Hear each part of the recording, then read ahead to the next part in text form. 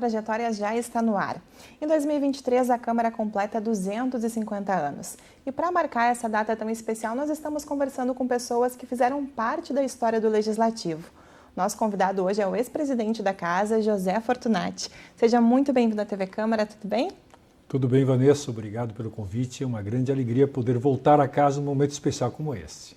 Fortunati, o senhor presidiu a Casa no ano de 2002, mas o senhor também já foi, além de vereador, foi vice-prefeito, foi prefeito da capital, foi deputado estadual, deputado federal. Conta para mim como é que surgiu a sua história com a política. Na verdade, eu sou, como tantos jovens que vêm a Porto Alegre, eu sou um jovem do interior, Flores da Cunha, lá na Serra Gaúcha, vim para cá para estudar, fazer faculdade. E, obviamente, eu tinha até um compromisso com minha mãe de voltar, terminar a faculdade e volto para Flores da Cunha. Ela está me esperando até hoje.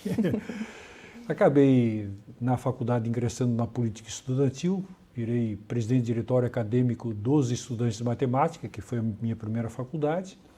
Depois disso, passei no concurso do Banco Brasil, trabalhei lá na cidade de Três Passos, voltei em seguida e, ao voltar, acabei me sindicalizando e começando a participar ativamente da vida dos sindicatos bancários. Tornei presidente de sindicatos bancários e aí nós formamos a chamada Central Estadual dos Trabalhadores, era a central estadual que na época existia, que discutia o processo constituinte federal e estadual. E esta plenária, representativa de vários sindicalistas, acabou escolhendo 2 candidatos sindicalistas para deputado federal, Paulo Paim e Olívio Dutra, e 2 candidatos a estadual, eu e o Adão Preto, que era presidente do Sindicato dos Trabalhadores Rurais. Foi aí, a partir daí, eu nunca tinha pensado em concorrer a um cargo legislativo, mas as circunstâncias acabaram levando. E adorei. O senhor falou um pouquinho sobre ter nascido em Flores da Cunha, né? Mas veio para a capital bem jovem, né? Com 19, 20 anos. 19 Como é que foi que a capital te acolheu? Olha, eu conhecia, obviamente, Flores da Cunha, que é uma pequena cidade, hoje tem menos de 30 mil habitantes. Estudei em Caxias do Sul, uma cidade maior, já uma das maiores cidades do estado, mas a minha relação com a capital era muito pequena, eu vinha esporadicamente, muito pouco para cá. Já minha irmã morava em Porto Alegre, Maria Helena, morava em Porto Alegre e fez exatamente faculdade de matemática, ela foi a minha grande incentivadora. Quando aqui cheguei, como todo mundo que chega do interior, me senti muito perdido, na verdade. A minha sorte é que fui morar na Casa do Estudante Universitário, que fica na João Pessoa, 43, onde lá moram 400, na época somente homens, 400 homens. Bom, aí a integração foi rápida, porque eram todos jovens vindos do interior do estado, na mesma condição social, econômica, então rapidamente eu acabei me identificando com aqueles jovens e isto me deu muita tranquilidade para estar em Porto Alegre. E o senhor falou também sobre as formações, o senhor tem uma extensa formação educacional, matemática, direito, administração pública e de empresas também, né? Me corrija se eu estiver errada. Mas o que toda essa bagagem trouxe para o senhor no seu trabalho político, Fortunati? Foi fundamental, especialmente 2 das faculdades me orientaram muito. A primeira delas, administração pública, eu fiz administração de empresas com especialização em pública, então eu já saí com essa bagagem, e a faculdade de Direito. 2 faculdades que me deram muito subsídio, que me deram muita tranquilidade para fazer o enfrentamento, especialmente na gestão pública. Porque especialmente na Prefeitura, ou na Secretaria Estadual da Educação, ou na própria Secretaria do Planejamento, estas 2 faculdades foram extremamente importantes. Administração Pública e Direito. As 2 no conjunto, sem dúvida nenhuma, me deram uma certa segurança para desempenhar as minhas funções. O senhor presidiu a Casa aqui em 2002, né, Fortunati? Já se passaram aí mais de 20 anos. O que o senhor percebe, principalmente, que se modificou desde aquele primeiro momento que o senhor chegou até aqui, até os dias de hoje? Bom, uma coisa que não mudou, e isso me deixa muito satisfeito, é a forte representatividade desta Casa junto à população de Porto Alegre.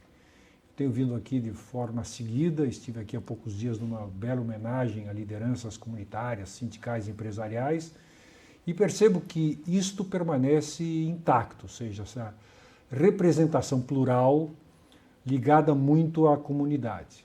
O que mudou? O que mudou foram as redes sociais. Isso, na verdade, fez com que a política mudasse. Não é só na Câmara, é no país. Hoje nós estamos debatendo aí as fake news, que na minha época, obviamente, quando fui presidente desta casa, era uma coisa muito distante, porque as redes sociais não estavam no ápice que estão agora. Então, a grande mudança, não da Câmara, mas da política, que naturalmente afeta a Câmara de Vereadores, é a evolução das redes sociais e o debate que, a partir daí, acabou se consagrando. Na minha época, ninguém ficava transmitindo via as redes sociais as sessões. Hoje, os vereadores fazem live nas sessões, ou seja, tem uma interação muito grande, para o bem e para o mal. Mas, indiscutivelmente, esta foi a grande novidade que se implantou, especialmente nos últimos anos. E a gente percebe também algumas modificações agora. Recentemente nós tivemos a bancada negra aqui na Câmara, temos um número de mulheres que vem aumentando, né? Como que o senhor percebe esses movimentos acontecendo, Fortunati? Eu acho maravilhoso, porque Porto Alegre, nós, com o seu 1.500.000 habitantes, 1,5 milhão de habitantes, é uma cidade muito plural. Então, como exemplo, a representação negra. Nós temos uma presença dos chamados afrodescendentes muito forte em Porto Alegre. Quem não é de Porto Alegre não imagina, mas quem mora em Porto Alegre, quem circula por Porto Alegre, sabe que os afrodescendentes, a população negra, ela é muito expressiva. E nós sempre tivemos uma representação muito pequena de negros aqui na Câmara. Nesse momento, não. Tem uma bancada bastante representativa, que realmente luta pelo direito não somente do povo negro, mas da cidade como um todo. E mulheres. Também, naturalmente, a Câmara sempre teve mulheres na sua representação, mas agora o número de mulheres acabou sendo ampliado, para mim, dando esta representação plural que a cidade precisa. E ao longo dessa história toda que o senhor construiu aqui na Câmara, que inclusive hoje o senhor ainda pertence a esse espaço, né, Fortunati? O que o senhor percebe, assim, de coisas que marcaram a sua trajetória? Olha, eu vejo na Câmara, primeiro, eu acabei ficando somente 2 anos aqui na Câmara. Eu me elegi por um mandato de 4 anos, 2001, 2002. 2002 viro presidente da Câmara Municipal de Vereadores, mas em 2003, a partir de 1º de janeiro de 2003, eu fui convidado pelo então governador eleito, Germano Rigoto, para cumprir uma nova missão, uma fantástica missão, que foi a de ser secretário de Estado da Educação. Então aqui fiquei 2 anos, mas como prefeito eu acabei tendo essa relação fantástica com a Câmara, necessária, porque por aqui passam os grandes projetos da cidade, desde a lei orgânica, lei orçamentária e outros tantos projetos que são fundamentais para disciplinar a relação entre o poder público, os cidadãos e assim por diante. Então, a minha principal relação se dá exatamente como prefeito com essa casa, porque eu mantive sempre contato muito intenso, sempre me relacionei com todas as bancadas, não somente com as bancadas da situação, que naturalmente estavam aqui representando o governo, mas também com as bancadas de oposição, e por isso me orgulho muito de que nos 7 anos como prefeito de Porto Alegre, eu sempre tive um diálogo muito forte, muito amplo, muito intenso e muito democrático com os vereadores desta casa. A gente fala muito, né, Fortunati, sobre partidos de oposição, partidos de situação, mas o que a gente precisa falar é sobre a construção, né, que acontece aqui no Legislativo. Como que o senhor avalia a importância dessa harmonia entre os poderes? O senhor mesmo falou da importância desse diálogo que os vereadores fazem, né, junto ao Executivo. É fundamental que o diálogo aconteça, porque por mais que eu tenha a convicção como prefeito de que um determinado projeto de lei ele está devidamente formatado e deve ser aprovado daquela forma, ao chegar aqui na Câmara de Vereadores, ouvindo outras posições que acabam, inclusive da própria situação, mas principalmente da oposição, o prefeito tem que estar aberto a ouvir e, obviamente, a olhar o mérito das proposições apresentadas para poder construir um projeto que, ao fim e ao cabo, seja o entendimento da maioria. E eu fiz isso ao longo da minha trajetória como prefeito, construindo com vereadores, volto a dizer, não somente da base, mas também da oposição. É normal, é natural que um vereador da oposição vá para a tribuna, critique o prefeito, critique a administração. Isso faz parte do jogo. Aliás, a democracia pressupõe que nós tenhamos uma base de sustentação do governo, mas tenhamos também uma oposição. Na medida em que há um respeito das duas partes, a tendência natural é que a gente cresça em conjunto. A oposição cresce, a situação cresce e, naturalmente, a cidade, no nosso caso, ganha, sempre ganhou com isso. Então, eu me orgulho de ter, ao longo desse processo, construído de forma muito tranquila. Vim como prefeito aqui várias vezes na Câmara de Vereadores, me reuni com todas as bancadas para construir consensos, porque isso é mais importante. Não adianta eu estar ansioso, estar confiante de que aquele projeto de lei ele é o melhor do mundo, se obviamente existir uma resistência que acabará criando um impasse. Então é melhor construir uma alternativa para que esta alternativa ela seja mais consensual possível. E no ano em que o senhor foi presidente aqui no Legislativo, existem coisas que marcaram a sua vida, que o senhor lembra até hoje? Bom, 2022 foi um ano eleitoral. Ano eleitoral para deputado estadual, deputado federal, senador, governador do estado e presidente da República. Mas a Câmara, mesmo não sendo um ano em que a Câmara tivesse eleições de forma direta, a Câmara participa de forma muito ativa. Então, os grandes debates travados naquele momento não eram nem sobre os projetos da cidade, mas eram sobre as propostas que se apresentavam para o país. Então, foi um ano diferenciado muito em função desta tensão natural, que é a tensão eleitoral. Então, a minha preocupação foi coordenar, presidir da melhor forma possível, não impedindo o debate, mas também impedindo os excessos. Porque o grande segredo, e é isso que se discute sobre as redes sociais, não é que o debate aconteça, o debate tem que acontecer, com argumentos, com dados, buscando o quê? Buscando o contraponto e a construção, naturalmente, de uma posição mais adequada. O que não se pode é tolerar aquele tipo de expressão ofensiva. Quando um vereador ia para a tribuna e ultrapassava o bom tom, eu nunca hesitei em chamar a atenção, mas também nunca impedi que os vereadores de qualquer posição se manifestassem de forma contundente. É o que hoje se discute sobre a rede social. O que é liberdade de expressão, que tem que ser garantida a qualquer custo, e combater-se o discurso de ódio. Então, eu já fazia isto muito antes da rede social colocar no seu cotidiano esses dois conceitos. Só fazendo uma pequena correção, o senhor iniciou falando de 2022, mas era 2002, 2002. Né? É isso que dá uma vida longa na política, 47 anos, e a gente acaba trocando décadas. Mas, Fortunati, o senhor também, que foi presidente aqui do Legislativo, entende bem a importância que tem esse papel conciliador que o presidente tem para manter a harmonia entre os 36 parlamentares, porque são diversas visões e opiniões políticas, né? Qual que é o papel, a fundamentalidade do presidente no ambiente legislativo?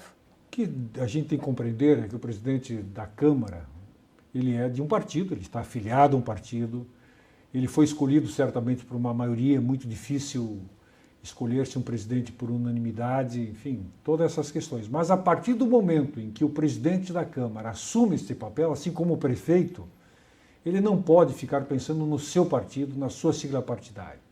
Ele, na verdade, tem que ser, acima de tudo, um aglutinador, um conciliador, especialmente aqui na Câmara.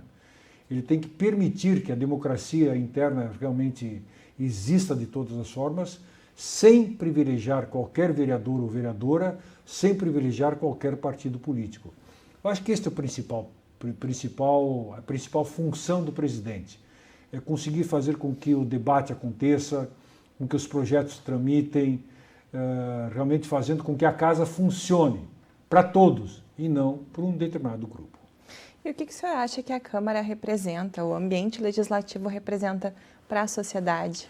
É a principal representação da sociedade, porque um prefeito, quando é eleito, ele é eleito por uma parte da sociedade. Mesmo eu, em 2012, que obtive 65,22% dos votos, ou seja, uma maioria extraordinária, mas eu tive um grupo de moradores que não votaram em José Fortunati. Não interessa. A partir do momento em que nós tomamos posse, nós representamos a todos. No caso do prefeito, ele é eleito por uma parte e acaba representando a todos. Aqui na Câmara, ao contrário, nós temos uma representação absolutamente plural. Então, esta é a riqueza do Legislativo. É permitir que os vários segmentos, que as várias representações, elas possam estar aqui presentes, fazendo o bom debate e, a partir exatamente deste bom debate, buscar soluções para a cidade. Por isso é importante que a Câmara seja cada vez mais plural.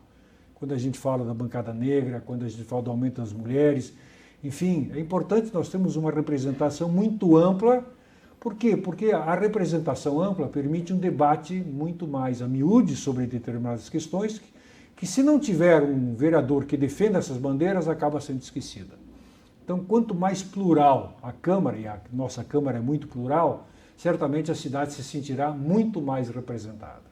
Sem contar também que a forma mais fácil de conseguir uma solicitação é através da Câmara, do povo indo lá no seu vereador, né, buscando essas informações ou levando as informações que necessita para então levar para o Executivo. Especialmente depois da Lei da Transparência, porque mesmo antes da Lei da Transparência, o que a gente percebia é que os vereadores reclamavam muito de que faziam solicitações ao governo e essas solicitações não eram respondidas. Buscavam informações e não eram respondidas.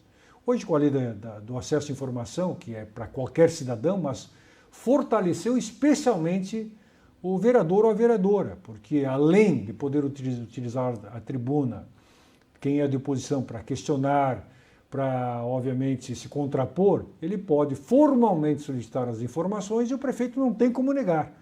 Então, isto indiscutivelmente faz com que esta casa seja uma casa muito mais aberta, muito mais plural, muito mais representativa da cidade.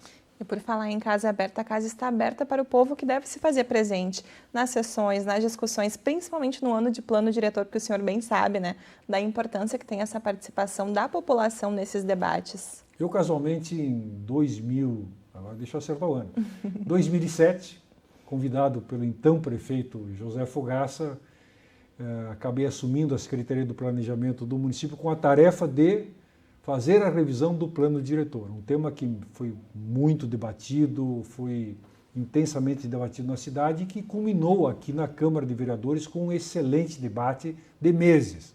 Então, esse é um tema fundamental, porque, obviamente, é um tema mais técnico, é um tema, digamos, mais chato para quem não é da área, mas um tema fundamental para qualquer um de nós. Porque a gente vai discutir com isso se a cidade tem que ser mais adensada, menos adensada, preservação de áreas verdes, o tipo de políticas públicas que a cidade pode adotar em várias áreas. Então, a participação do cidadão é fundamental neste debate que a Câmara começa a realizar agora. E o senhor tem hoje toda essa visão, né, de mais de 2 décadas de Câmara. O que o senhor percebe que ainda falta avançar aqui no Legislativo? O que o senhor espera que ainda melhore aqui nesse ambiente? Eu acho que não é do Legislativo em particular. Eu acho que nós temos que aprimorar o sistema democrático partidário. Nós temos hoje um excesso de partidos. Na verdade, esse excesso faz com que os partidos se diluam em termos de compreensão, em termos de filosofia e até de ideologia. Viramos siglas partidárias. Eu brinco que a gente virou uma sopa de letrinhas. Isso é muito ruim, mas é da política em geral. Então, algo que eu defendo é que haja realmente uma redução do número de partidos, fazendo com que a própria governabilidade ela seja mais presente, que os partidos possam se apresentar de uma forma mais clara para o eleitor. Nós tínhamos, logo depois da redemocratização, 6 ou 7 partidos, e as pessoas sabiam, esse partido é de esquerda, esse partido é de centro, esse partido é de direita. Hoje não se sabe mais. Então, para mim, a reforma política partidária é fundamental. Segundo, a reforma eleitoral. Nós temos que pensar seriamente na adoção do voto distrital. Porto Alegre, que tem 36 vereadores, poderia ter 36 distritos. E em cada um desses distritos eleger o seu vereador. O que acontece especialmente na política americana, que é muito sólida, onde os deputados federais são eleitos através dos seus distritos. Eu defendo o voto distrital misto, que é a conjugação do atual sistema que nós temos, que é o voto em lista aberta, com o voto distrital. Eu acho que me parece que este é um avanço que obrigatoriamente o país terá que fazer e que vai afetar profundamente a vida das câmaras de vereadores. Fortunati, são 250 anos de história da Câmara, uma história da qual o senhor faz parte. Olhando para trás, para toda essa trajetória que o senhor construiu, como é que o senhor se sente sabendo que faz parte aqui do Legislativo? Muito orgulhoso. Eu, há poucos dias, estive aqui, passei naquele hall onde tem a foto dos ex-presidentes e fiquei observando, enfim, cada um dos presidentes esse histórico, lembrando, eu conheci muitos deles, naturalmente não todos, mas conheci muitos deles, e sei que cada um deles cumpriu com uma missão muito importante, não para a Câmara, mas para a cidade. Eu não tenho como pensar Porto Alegre com seus 251 anos sem pensar na Câmara, que tem 250 anos, que contribuiu de forma decisiva em momentos extremamente emblemáticos que a cidade passou. Então, o telespectador, quem está nos acompanhando, tem que ter orgulho da sua Câmara. Pode discordar aqui ou acolá, que é democrático, mas no ano que vem tem eleições. Então, pense bem no seu candidato, na sua candidata, verifique, porque é fundamental que a gente valorize o voto no legislativo. Naturalmente, as pessoas se preocupam mais com o voto no executivo, para prefeito, governador e presidente, e não se dão conta de que no legislativo é que as decisões acabam sendo tomadas. O orçamento da cidade, iniciativa do prefeito, é votado aqui. A lei orgânica, para ser modificada, é votada aqui. O plano diretor é votado aqui. Ou seja, a Câmara tem um papel fundamental nesse debate. E as pessoas muitas vezes acabam votando por votar. Não, escolham bem, vejam um candidato adequado, uma candidata, pensem sobre isso, porque ele passará aqui a ter uma representação muito forte. Pode ser a sua voz, a voz de uma minoria, a voz de um segmento, a voz de uma parte da cidade, que é importante que esteja aqui representada. E a gente tem que aproveitar essa tecnologia, aproveitar a TV Câmara para acompanhar o que estão fazendo aqui, o que está acontecendo aqui, né? Esta é uma outra novidade, porque a TV Câmara, obviamente, não existiu toda a vida. Então, a adoção da TV Câmara para que as pessoas possam acompanhar, especialmente as sessões plenárias abertas e também de algumas comissões, é fundamental. O pessoal diz, mas é um pouco chato. Eu diria, realmente, em alguns momentos, o debate fica chato, é normal. Eu era vereador e sabia, em alguns momentos o debate era extremamente... Mas em outros momentos, o debate é extremamente rico.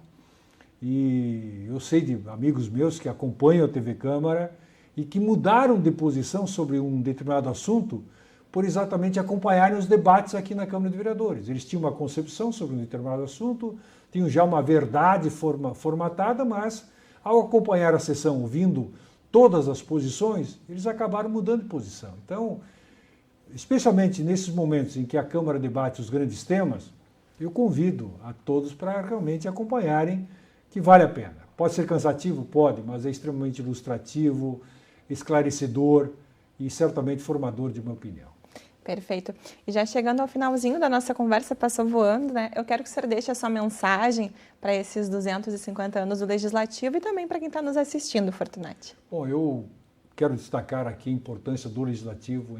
É impossível pensar no chamado Estado Democrático de Direito, que é imperfeito, mas ainda é o melhor sistema que temos. Ele permite liberdade de expressão, liberdade de organização, liberdade de imprensa, liberdade de expressão, enfim.